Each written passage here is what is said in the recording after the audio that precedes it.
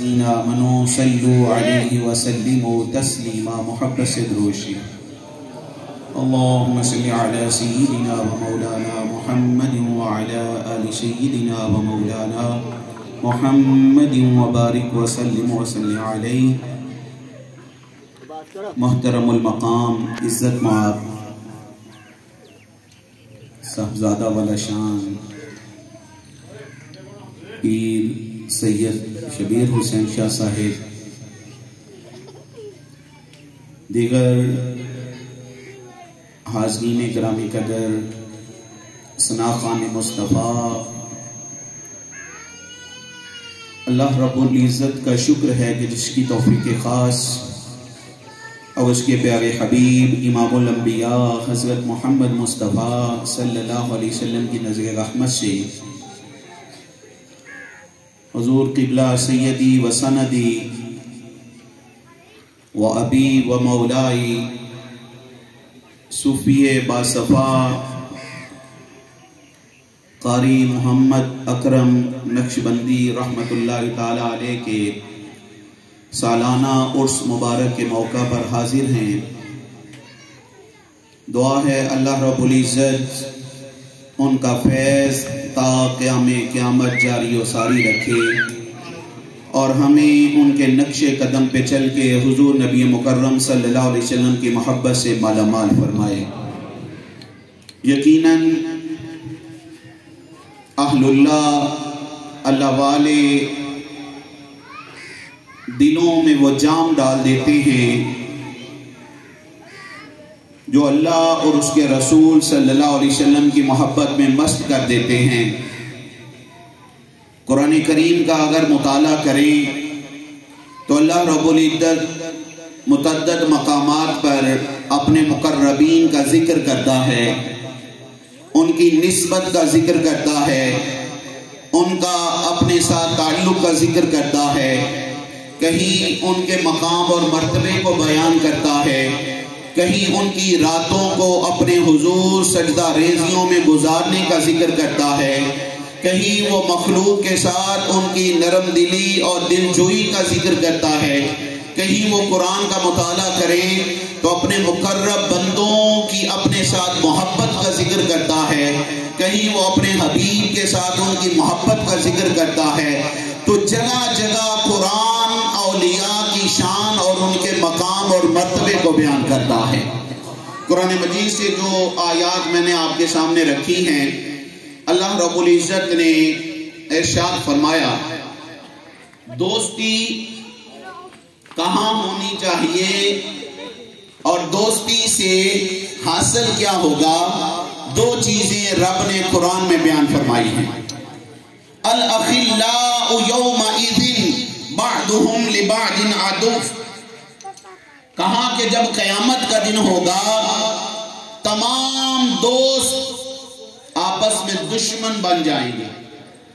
دوست نہیں رہیں گے، دوستی دشمنی میں بدل جائے گی. وہ ایک دوسرے سے بھاگیں گے، ہر کسی کو اپنی فکر ہوگی.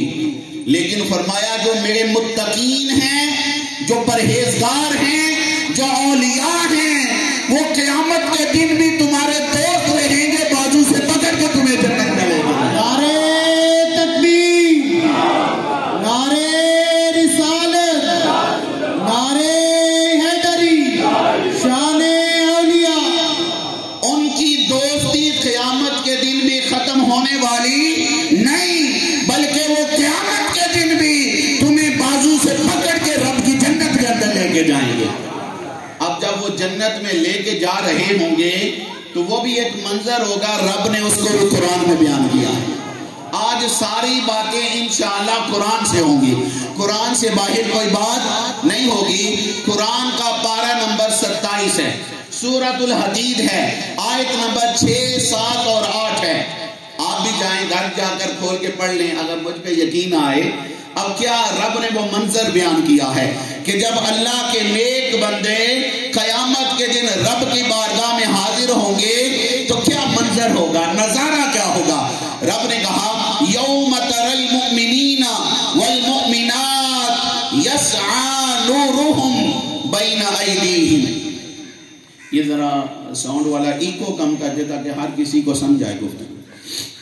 اللہ رب العزت نے فرمایا اے قرآن پڑھنے والے، اے میرا کلام پڑھنے والے، اے میرے حبیب، اے میرے بندے، میں تجھ کو ایک قیامت کے دن کا نظارہ بتاؤں۔ بتا مولا کیا؟ فرمایا تَرَى الْمُؤْمِنِينَ وَالْمُؤْمِنَاتِ، تو دیکھے گا کہ قیامت کے دن ایمان والے یسعی نورہم بین ایدیہم، جب وہ رب سے ملنے جا رہے ہوں گے، کیا؟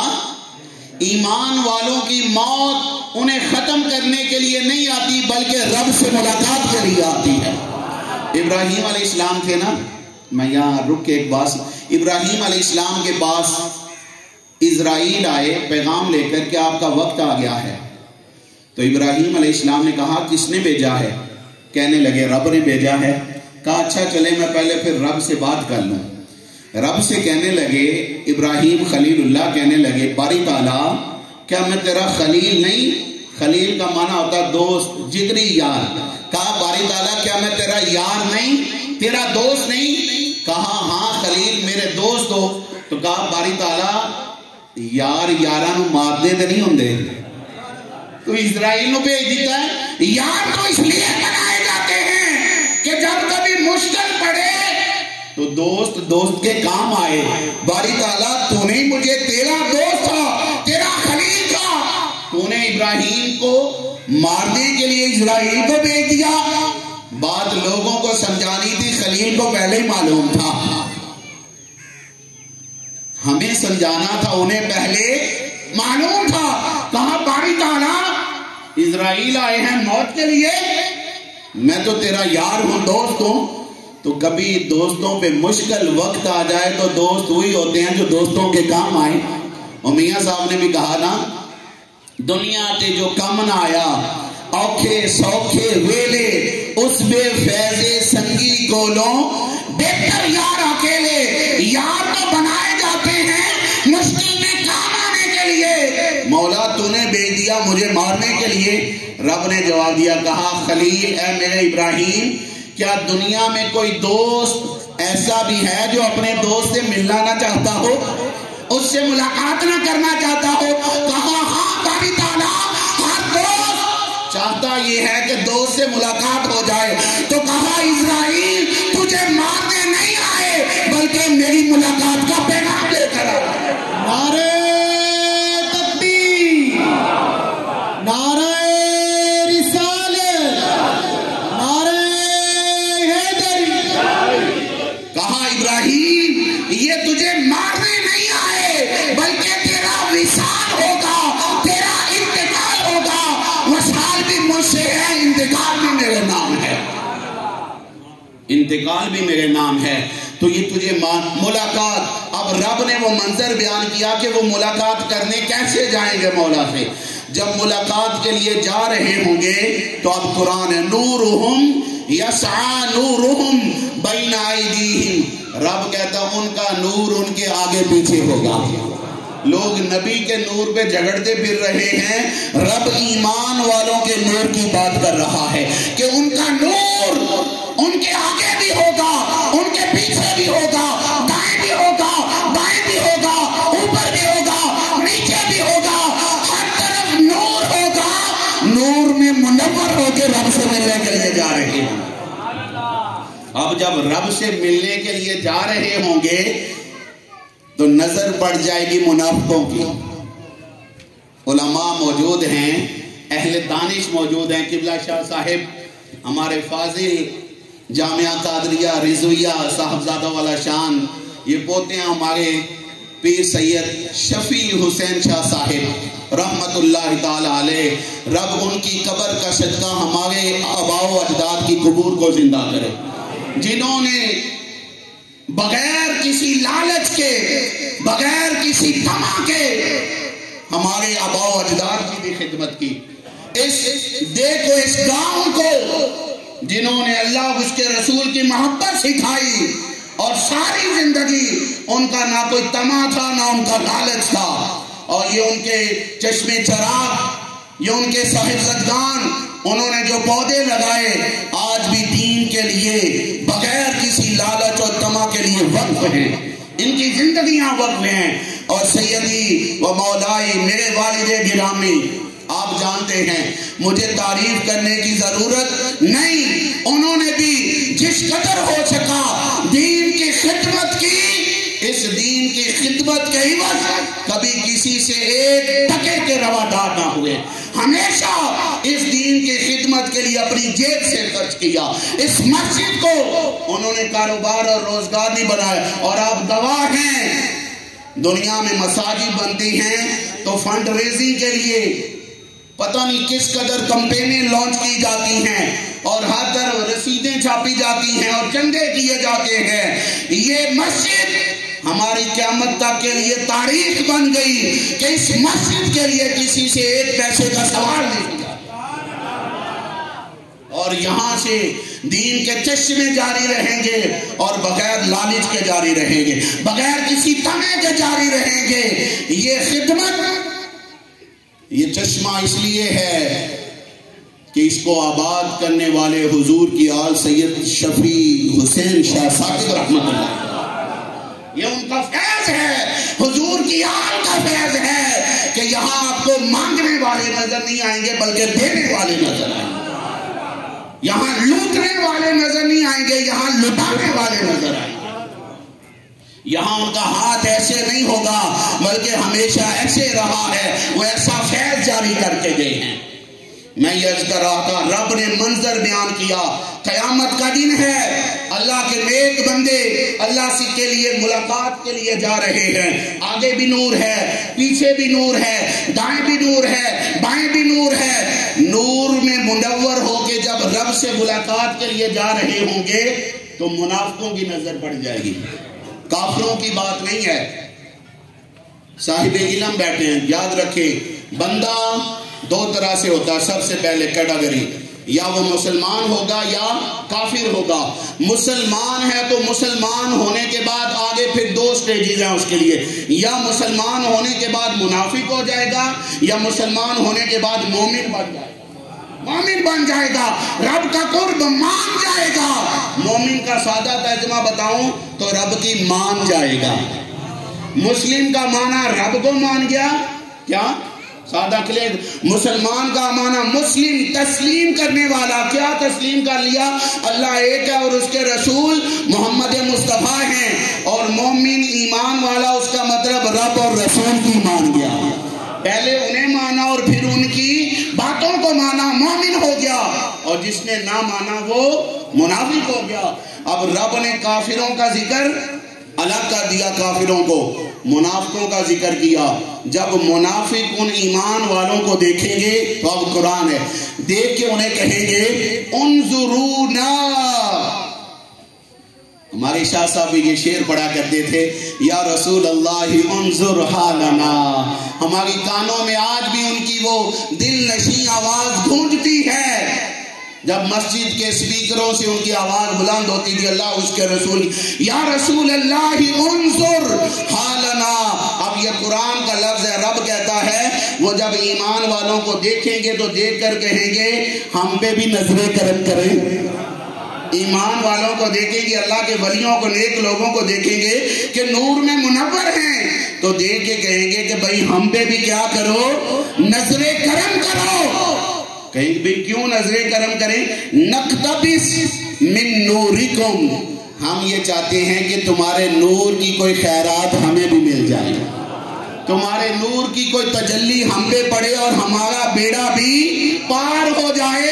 آج دیکھو تو صحیح، دیکھتے ہی نہیں. اب وہ کیسے دیکھیں جو رب سے ملنے کے لیے جا رہے ہو، جن کے نور کا یہ عالم ہے، جو رب کے نور میں منور ہیں. منافق جب عرض کریں گے تو ایمان والے جواب نہیں دیں گے، جواب رب دے گا. کیا کرے گا؟ رب جواب دے گا. رب کہے گا قیل ارجعوا وراءکم فالتمسوا نورا. رب انہیں کہے گا کہ بھائی اگر ان سے نور چاہتے ہو تو جاؤ، واپس لوٹ جاؤ. یہ نور تو دنیا میں بانٹا کرتے ہیں. جب یہ مسجد کے محراب پہ بیٹھتے تھے، جب یہ منبر پہ بیٹھتے تھے، جب کالا کالا رسول کی صدائیں بلند کرتے تھے، تب یہ دنیا میں نور بانٹا کرتے تھے. نور لینے نہیں گئے، تب نور پہ جھگڑے کرتے رہے، آج ان سے نور مانگتے ہو، نور تو یہ دنیا میں بانٹا کرتے تھے۔ وہ دیکھو لاہور میں دادا گنج بخش علی حجویری نور بانٹ رہے ہیں، وہ دیکھو پاک وطن میں بابا فرید نور بانٹ رہے ہیں، وہ جنگ کی سرزمین پہ سلطان باہو نور بانٹ رہے ہیں، وہ اجمیر کی نگری میں خواجہ معین الدین اجمیری نور بانٹ رہے ہیں، وہ دیکھو بغداد کی سرزمین پہ حضور غوث العظم بیٹھے نور بانٹ رہے ہیں۔ آج ان سے نور لے لو، آج ان سے اپنا تعلق جوڑ لو، وگرنہ قیامت کے دن پتہ کیا کہو گے؟ اب یہ بھی قرآن ہے، جیسے میں نے کہا آج ہر بات ہوگی قرآن سے۔ رب نے کہا یہ اس دن خواہش کریں گے، تمنا کریں گے، آج جو نہیں مانتے اس نور کو نہیں جاتے ان کے پاس، وہ کہیں گے یا لیتنی اتخذت مع الرسول سبیلا، وہ کہیں گے باری تعالیٰ کاش ایسا ہوتا کہ جو رسول کے راستے پہ چلتے تھے ہم ان کے پیچھے چلے ہوتے۔ ہر کسی کو تو یہ راستہ معلوم نہیں ہوتا ڈائریکٹ، ہر کسی کو رسول کا راستہ معلوم، جنہوں نے رسول کا راستہ معلوم کیا، جنہوں نے یہ راستہ جانا، وہ کیسے جانا؟ ہمارے بزرگ فوجی رشید صاحب تشریف فرما، ان کا تعلق ہے وہاں حضرت سلطان باہو، ان کے متعلق آتا ہے کہ آپ احمد پور سیال کے قریب رات اپنی زمینوں میں ہل چلا رہے تھے، کھیتوں میں۔ فقیر لوگ مانگنے والے نہیں ہوتے، یہ اپنی محنت مزدوری کر کے خود کماتے ہیں، اپنی کمائی کے اوپر انحصار ہوتا ہے ان کا۔ تو وہ اپنے کھیتوں میں ہل چلا رہے تھے، پرانے وقتوں کی بات ہے، باراتیں جاتی تو رات منہ اندھیرے نکل جاتے تاکہ وقت پہ وہاں پہنچے، اور پھر پیدل ڈولیاں اٹھا کے لانی ہوتی۔ تو وہ باراتی راستہ بھول گئے، باراتی راستہ بھول گئے۔ وہ جو ہل چلا رہے تھے بیلوں کے ساتھ، بیل کے گلے میں جو ٹلی تھی وہ اس کی آواز سنی تو وہ فصلوں میں حضرت سلطان باہو کے پاس پہنچ گئے۔ حضور راستہ بھول گئے ہیں، راستہ بھول گئے ہیں، کہاں جانا ہے جی؟ احمد پور سیال جانا ہے۔ کہاں جانا ہے؟ احمد پور سیال جانا ہے۔ کہاں احمد پور سیال چھوڑ آؤں یا راستہ بتا دوں؟ صرف راستہ بتاؤں یا چھوڑ آؤں؟ رسول کا راستہ جنہیں معلوم ہے وہ کہنے لگے بابا جی اگر چھوڑ دیں تو مسافر ہیں، بڑی لجپالی ہوگی، ہم کہاں بھٹکتے پھریں گے۔ آپ نے کہا اچھا احمد پور جانا ہے تو میرے پیچھے آنکھیں بند کر لو، الٹی ہی چال چلتے ہیں، دیوان گانے عشق آنکھوں کو بند کرتے ہیں سبق یاد کرنے کے لیے۔ یہ راستے آنکھیں کھول کے نہیں بلکہ آنکھیں بند کر کے۔